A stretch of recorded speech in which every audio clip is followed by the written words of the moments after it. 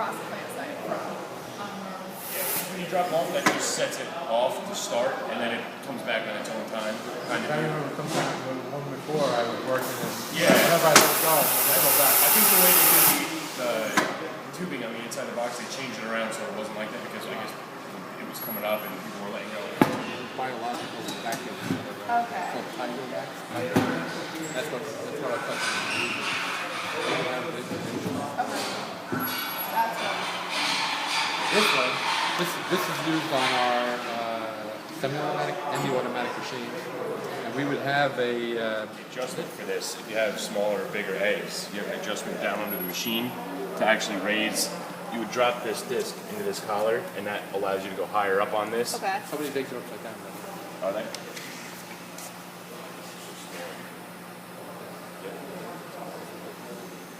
That's that's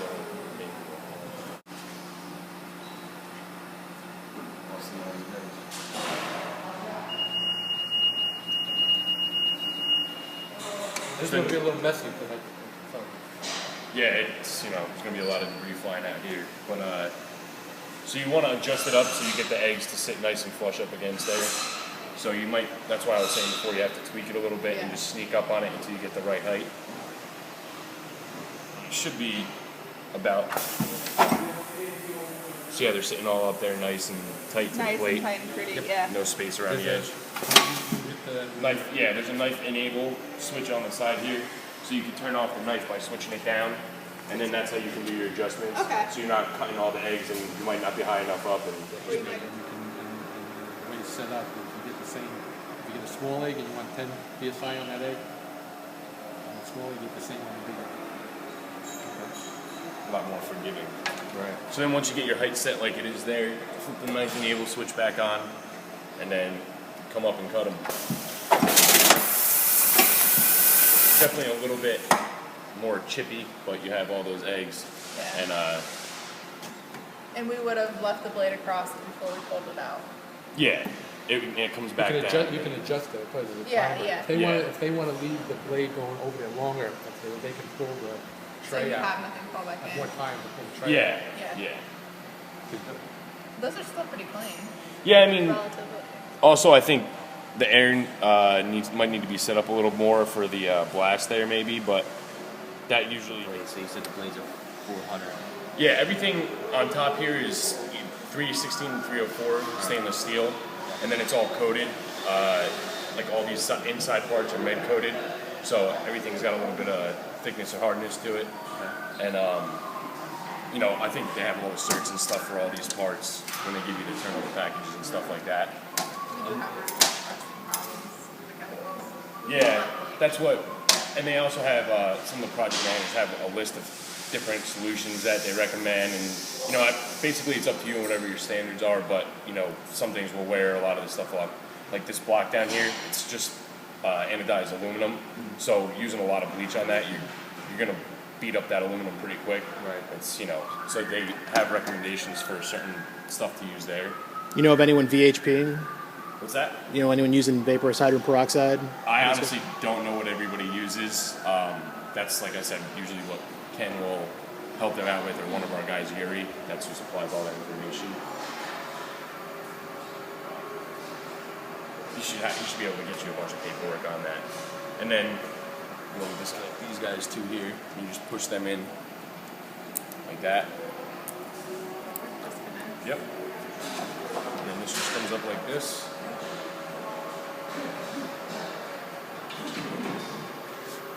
And then this can get disassembled too for cleaning. And that's all you would need to take off to do your cleaning. If you need to take this off, We probably would. We'd probably take that off and sterilize it. we have, this will slide out the front. No problem, right out Okay. the front there. Can't come out the back though.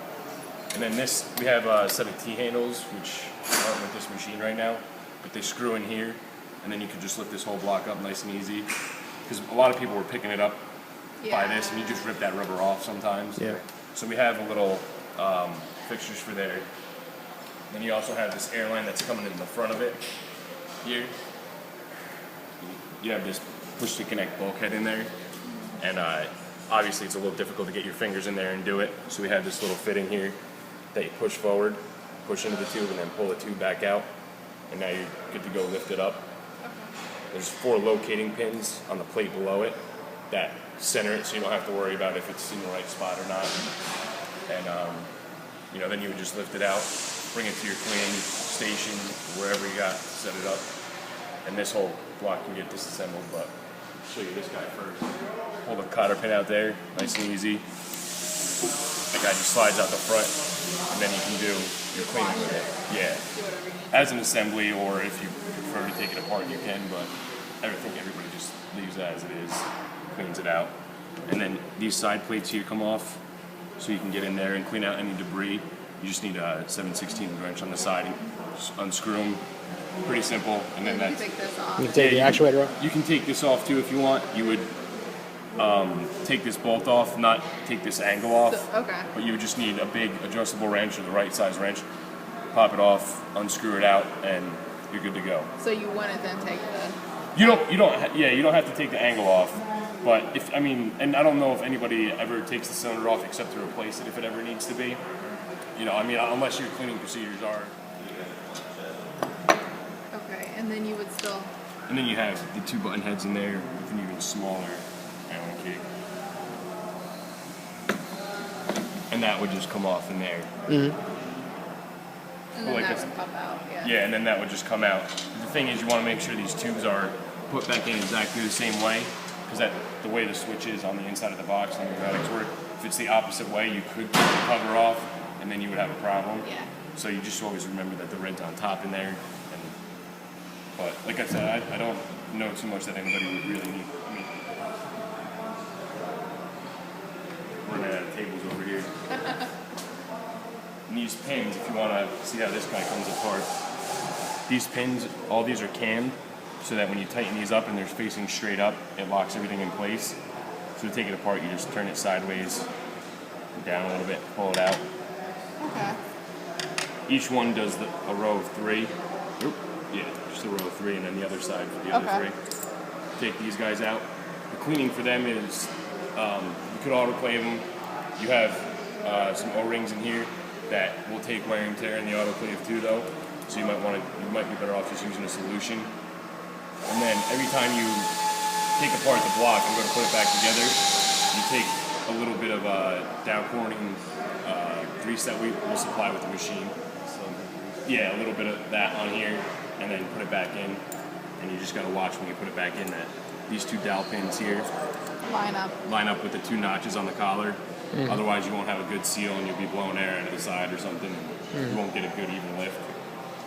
And that's really all there is to that. And like I said, for the block, they have solutions that they recommend for cleaning, because bleach will corrode that aluminum pretty quickly. And that's really all there is to it.